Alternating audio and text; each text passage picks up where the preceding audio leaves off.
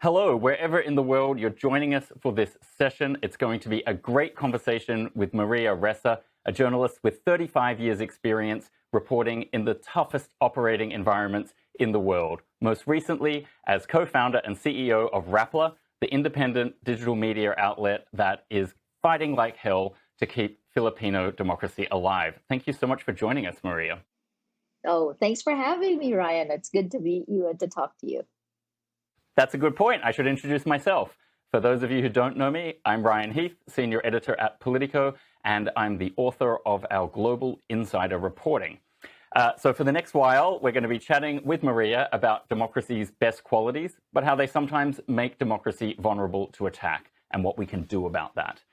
So let's dive in, Maria. You were mentioning just before we started this conversation that the Filipino election cycle is just kicking off. You're in official campaign mode. So let's start with that baseline. You have a democracy in the Philippines, but there is a lot of threat to it. So how do you rate the state of democracy in the Philippines in 2022? Oh, my Lord. I'd say it's an existential moment. We've had 6 years of Rodrigo Duterte where essentially every institution has crumbled. We have some still standing, but just barely, I think. I've submitted myself to the courts. I've had 10 arrest warrants in less than 2 years. But what we are facing right now is, I think, what every democracy around the world is going to face when they walk into elections. And we're probably only the first. You have Kenya, you have Hungary coming up right now. You have the biggest one in Brazil with Bolsonaro, shift from far right to mainstream, aided by social media. And then, of course, the US midterms. So look, if you don't have integrity of facts, how can you have integrity of elections? This is the biggest problem when the very platforms that deliver the facts, the news, are behavior modification systems that are treating us like Pavlov's dogs. How can we decide who to vote for? Right? It's very, very basic. So we obviously know that independent journalism provides a critical function within a democracy. But where do you see the scope of that role versus the capacity for Filipinos to self-organize in other ways to defend their democracy? Based on the idea that you can't just leave it to journalists to go out and do the hard work for democracy. There's other things and other ways to fight for it as well. Yeah, absolutely. And that's actually what we're trying to do right now, in the absence, in the chaos that we're in. And given the fact that news organizations use these technology platforms to reach our audiences, Facebook now globally is the world's largest distributor of news, right? And yet, these very same platforms are biased against facts and they're biased against journalism. So, what we're doing, the Philippines, if we fail, is going to be the first domino, as it was in 2016, for a further descent to tyranny. Because if the front runner, who is Ferdinand Marcos Jr., the son of the former dictator who was ousted in a people power revolt in 1986, if he wins, along with massive disinformation networks, Rappler has exposed this since 2019, like literally 3-part series with all the data. It has succeeded in changing history in front of our eyes, and he is the front runner by a mile. The opposition leader Leni Robredo, she's the present vice president right now. She is a distant second to him. If he wins, this is literally the battle for facts, and when he does that, it will turn every institution upside down. So what can we do, right? Instead of kind of hand wringing and throwing our hands up in the air and going back to social media, Facebook, Twitter, YouTube, what are you doing to protect the facts? What are you doing to protect democracy? We've decided to take a whole of society approach. We built 4 layers, a pyramid, I started calling this. And the bottom of it is journalism, something we accepted, we thought is implicit in everything that hits the public sphere, which is fact checking. Check the facts. For the first time, 14 news organizations, with more coming in, are going to come together, and we are going to commit to creating and sharing fact checks because it is so rife. That leads to the second layer. We're calling it the mesh, a way to try to actually influence algorithmic amplification. And then the third layer is taking the atomized fact checks and giving them to disinformation researchers, our academic partners. They will come out with a report a week to tell you how you're being manipulated. And finally, the fourth layer is the layer that's been missing globally: law, the legal profession. I mean, how can all of these lies get through? How can genocide happen in Myanmar with impunity? How can Russian disinformation from 2016 proven now, right? How can that have happened with impunity and continues to do so? So by doing these four layers, it's it's our only defense. It's a whole of society approach. How do we galvanize our communities?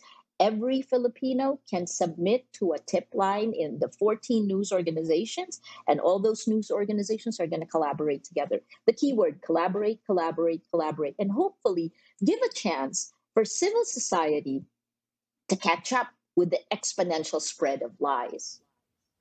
And where would you say you are in the journey of targeting different groups? You know, is it 20% or 30% that are, in a sense, lost causes in this disinformation and misinformation battle, where they almost want to believe the lies they're fed and they're just not going to engage with you? Or are you more optimistic than that, where you really think you can still reach out to every Filipino and hope to sort of stem the tide or convert them back to a fact-based approach to reality? So I'll do two responses to that one. One is, the first one is something I had said in the Nobel lecture, which is democracies around the world, we have to reduce it to a person to person. If you play basketball, a man to man defense, right? We got to get out of zone defense and go to man, or the genders, like woman to woman, man to it has to be person to person. Because the reason why social media succeeded is, all of these statistics starting in 2013, I think it's a book called Socialnomics that said that all of us, people in general, tend not to trust institutions as much as they trust their family and friends. And that is exactly what social media's behavior modification system has exploited. So my appeal, our collective appeal, more than 100 groups, right? That includes civil society, business, human rights organizations, the church, all of these groups, along with media, academia. Anyway, I won't bore you with all the details, but it starts with every Filipino who cares about the facts.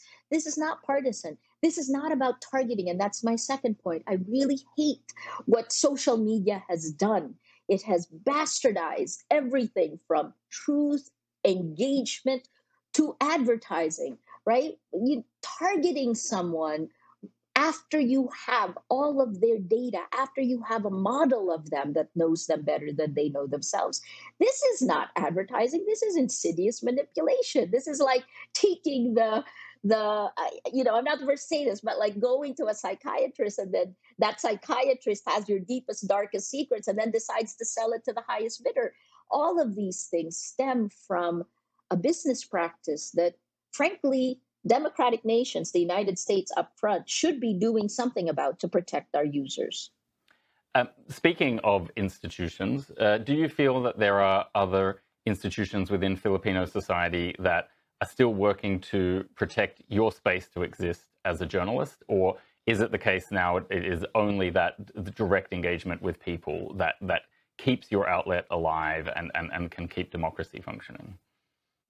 It's both, isn't it? Because, you start with this kind of person to person defense.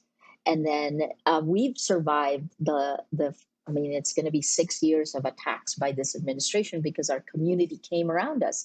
Our crowdfunding campaign helped pay our massive legal fees, which reached a third of our operating cost at one point, right? This was like a minor point before. So there's a definite attrition rate. But beyond that, I have to believe that the institutions will bounce back. Otherwise, what am I doing here, right? I have to believe that Filipinos, that our values haven't changed, because it goes back to something very basic.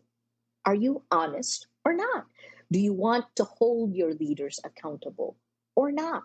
Right? What's been lost in all of these talk of technology and algorithms is that there is coded bias in what the platforms decide get the greatest distribution.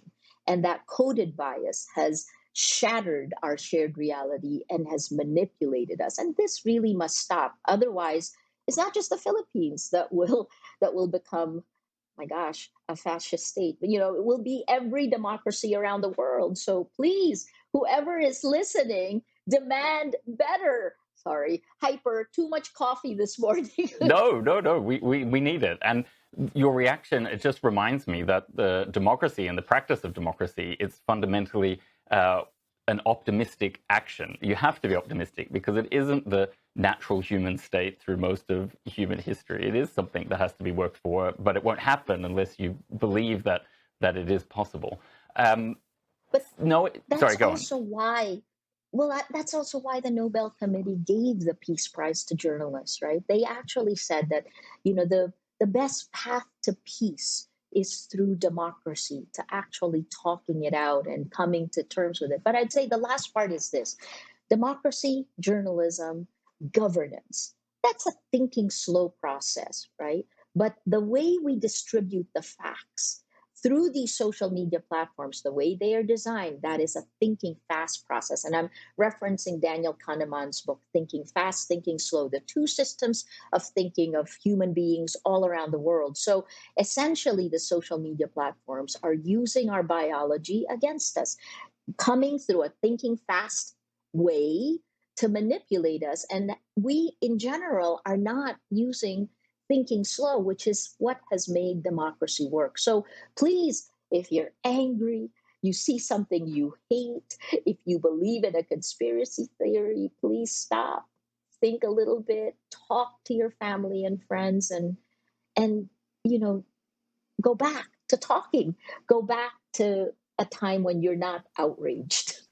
And am I right to understand that you are really forward on that idea of education and media literacy, as opposed to a government stepping in with regulatory measures to try and limit how this misinformation flows? Because, of course, depending on how a government tries to make that intervention, it might not be doing it for the right reasons, or it might end up causing the exact sort of censorship and limited expression that it claims to be trying to solve.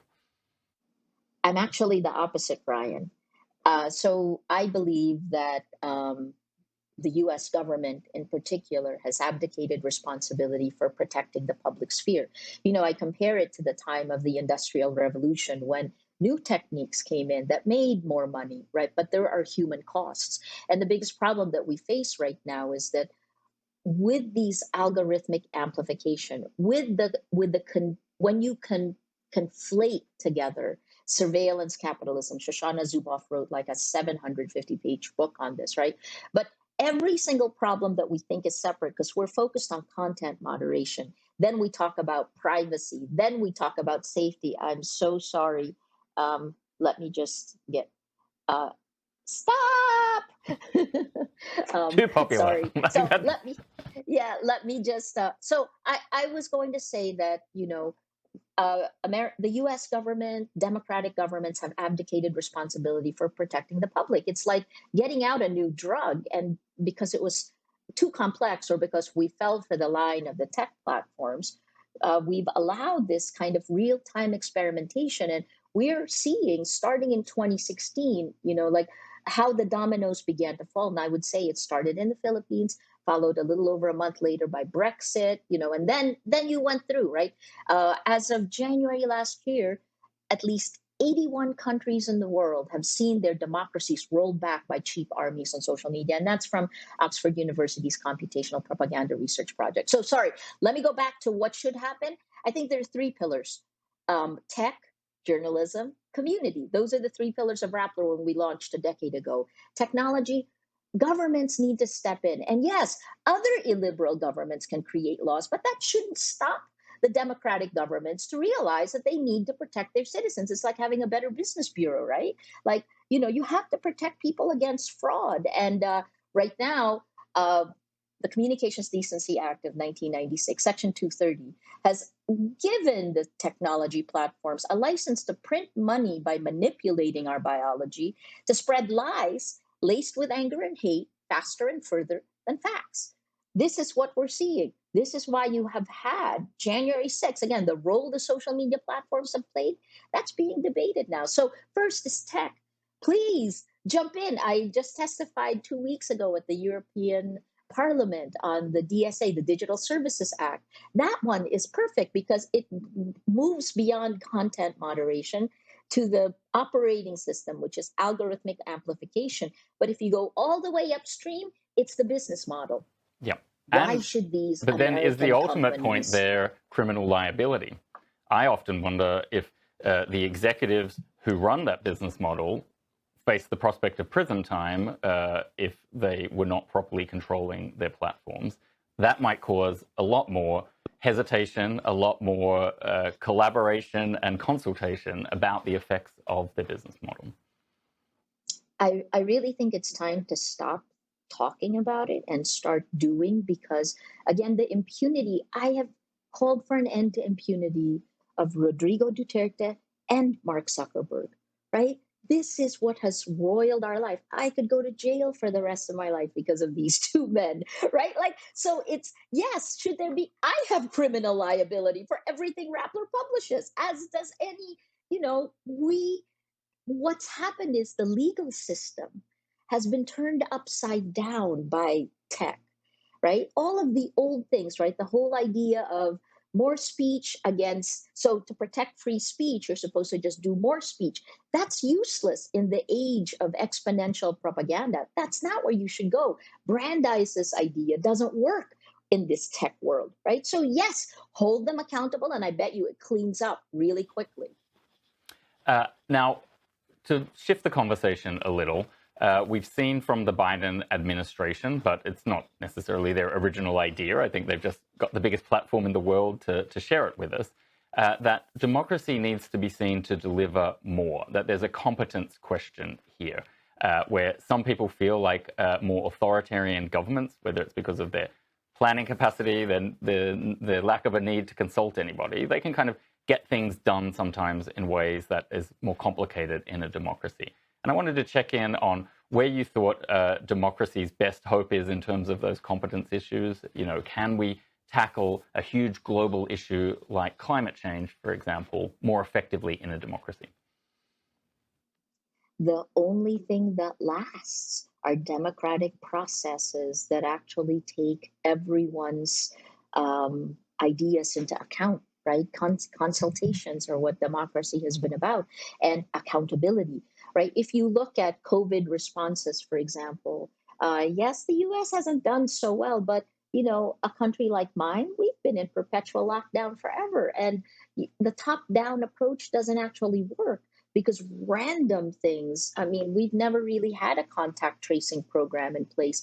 And we were more than 6 to 8 months late in terms of getting vaccines, right? Just even buying the vaccine. So you look at other countries around the world, and oftentimes autocracies, more power leads to more abuse of power. This is why journalists, this is why the fourth estate was created, right? And I think our biggest problem now is that journalists in general have, uh, who survives now is being determined by the social media platforms, right? If you look at CrowdTangle on a daily basis, what are the top 10? I look at this in the Philippines and it's scary, right? Why would you take this risk? And yet, without journalists holding power to account, you really cannot have democracy. What is that saying? Absolute power corrupts absolutely.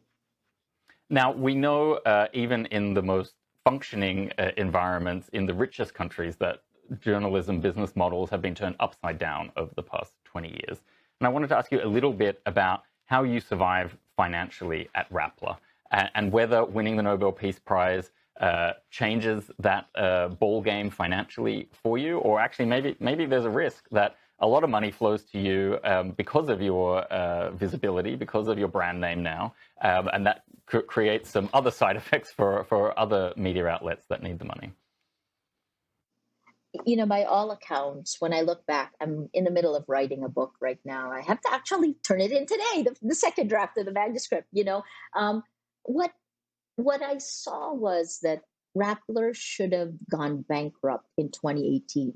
That seemed to have been the government plan. And if we hadn't pivoted, we would have. So what happened in 2018 was when the government tried to revoke our license to operate, within 4 months, we lost 49%, almost half of our advertising revenue. And so what we did is we came And that was together and from tried the to figure government out. itself not buying from you, or you became toxic in the eyes of people who needed to deal with the government? That's exactly it. It's Yeah. fear, right? Yeah. Anyone who was afraid they would get targeted then would try to stay away. We became kryptonite, right? And then so it's funny because when you get attacked, you become kryptonite, and then slowly you stay the course. Then you become a kind of a light. Then the community builds around you. But what happened then was we forced ourselves to look. So what else do we have? What do we do for Rappler that other companies will need? And we realized that our ability to analyze data, to understand what was going on in social media, was needed by our advertisers in quotes, right? So we created an alternative business model that in the end of 2018 to 2019 grew 2,000%. And it actually made us ready for COVID, right? So during the time of the pandemic, we weren't laying people off, we were hiring. And in 2021, last year, we made 50% more than we did the year before. So, it's Nietzsche's quote: "What doesn't kill you makes you stronger." Um, it's a it's a it's a time of creative destruction, and I think what I've learned in this whole thing is to not hold on to the past, to embrace the risk, to embrace my fear. And when you do that, then you can kind of envision, okay, so what should we be doing? What should the world look like? What is the right world? If you're Alice in Wonderland in the rabbit hole, keep walking and come out and, envision and create the world that you want. Maria Ressa, that is a perfect note to end on. Thank you so much for joining us at the Denver Democracy Summit. Thanks for having me. Stick around for the next session, everybody, and we're going to fill you up with a lot of fascinating democratic thought and ideas during the rest of the day.